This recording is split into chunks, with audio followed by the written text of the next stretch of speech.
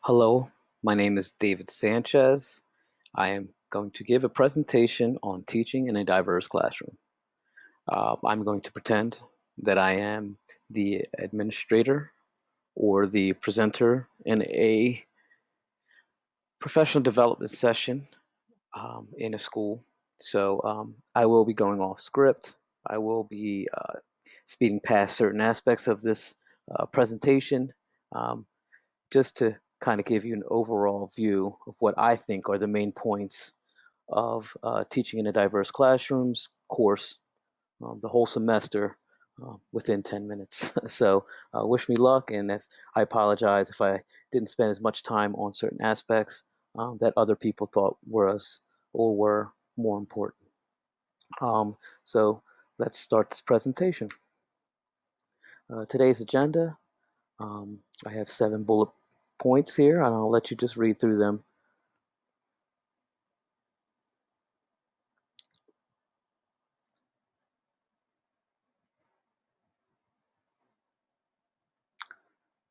Okay, so let's get started. I'm going to start with deciding to teach one's potential, and I'm going to finish off with final thoughts and goal setting. Um, so to begin this presentation, I'd like you to take a second and reflect upon your early years of teaching. Perhaps reflect, if you're a new teacher, on your student teaching experience, and think about any regrets that you may have had. This could be anything from lack of resources to keep students engaged, um, new to you were new to classroom management, flaws, things of that sort. Just for example, in my early years, I had a learner support group. Well over 50% of the classroom was learner support, and I teach mathematics. Uh, One regret that I have is that I kind of abridged the curriculum too much, I think. I cut things out. I didn't challenge my students. I just gave them a flat and dry, un unenriched curriculum, if you will. Um, to this day, it bothers me. I gave a huge disservice to those students, and I wish I could go back in time. So what I want for all of you to do is to do the same. Think back of a moment, maybe a couple moments, and just reflect. So I would obviously give you more time to think, maybe write down, and I would just break into this think, pair, share activity, and we would share out our ideas. Um, what I hope to do in this activity is to get teachers thinking about changing, making changes in their thoughts, ideas, um, just making sure they're not making the same mistakes over and over again, um, as I've seen some teachers do, and myself included in that statement. Our goal in this presentation is using aspects of what we learned today. Create a goal for the upcoming school year that considers diversity of your classes. So just give me one statement that uh, you'll work on this upcoming school year using any of the aspects you may have learned today, or maybe all. Next in this presentation, I would show the group a Ken Robinson video. I would ask them to give me 3 interesting things about the video. We've all seen the video, so I'm not going to sit here and play the video, as much as I'm sure many of you would like to see it again, myself included. My next point or slide is explaining why we will always have diversity. I'd like to break this into a group discussion, a forum. Um, I'd like to use Today's Meet. It's a website that actually allows you to do digital collaboration.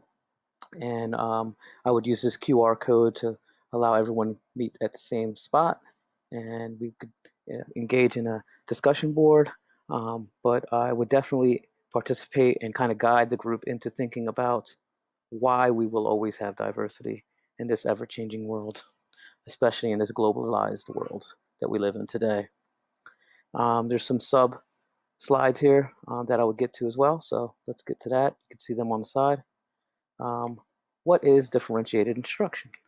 I leave this quote here from Mann and Willis, 2000, one of our course um, readings. Uh, Differentiated instruction is a teaching philosophy based on the premise that teachers should adapt instruction to student differences. Rather than marching students through the curriculum in lockstep, teachers should modify their instruction to meet students' varying readiness levels, learning preferences, and interests. And so many of the teachers, I mean, unless you're brand new, actually, I think even if you're a brand new teacher, um, you may have already, you had to be exposed to this in your teaching certification programs and any professional developments you've gotten through the years. This is nothing new. We know we must modify our instruction. We can't just walk through the curriculum. We have to make sure we meet the needs of our students. Next, I would break down the six fundamentals of differentiation.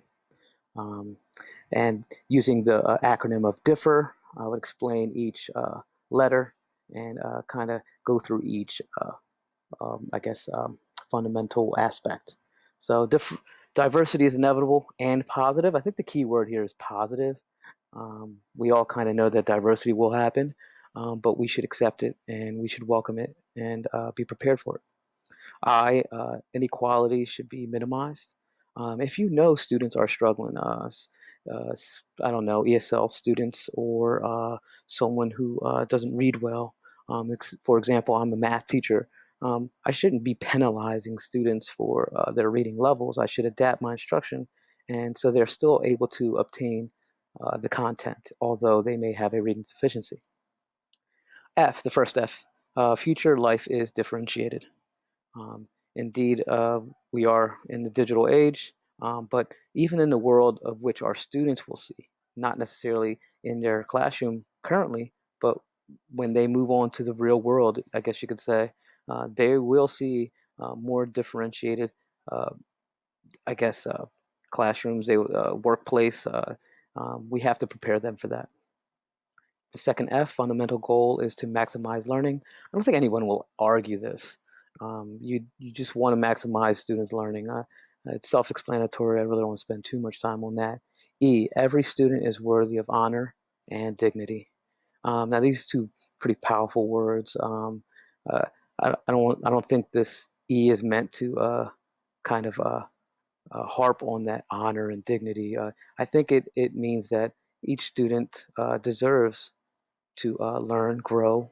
And I always think of the analogy of one of my former principals used to say is, you know, every student in that classroom, you kind of got to pretend like, what if that was your child?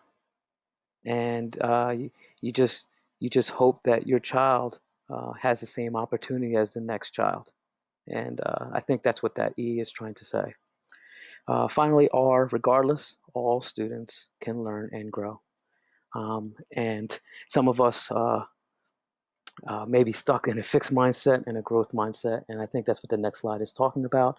I would like to get into debate or even some sort of, I guess, academic discourse about what people really believe in here, but I wouldn't spend too much time on that. I would get right to the next video, which of course is not yet. Sorry about that. The next slide, I have to pay homage to Carol Ann Tomlinson.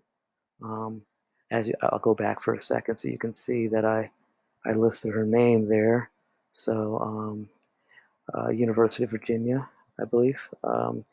She is one of the founders, or at least has done uh, a lot of work on differentiation.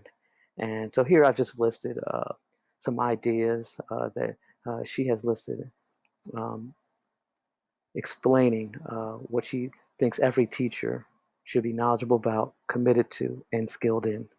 Um, if I were giving a uh, presentation on this, I would have teachers read all through these and kind of rank them 1 through 6, um, and have a discussion about why they think one is more important than the other, sort of a jigsaw activity. I believe I'll be cut off soon because of my screencasting. So I'm going to stop the video here and pick up from my presentation in a part 2 session.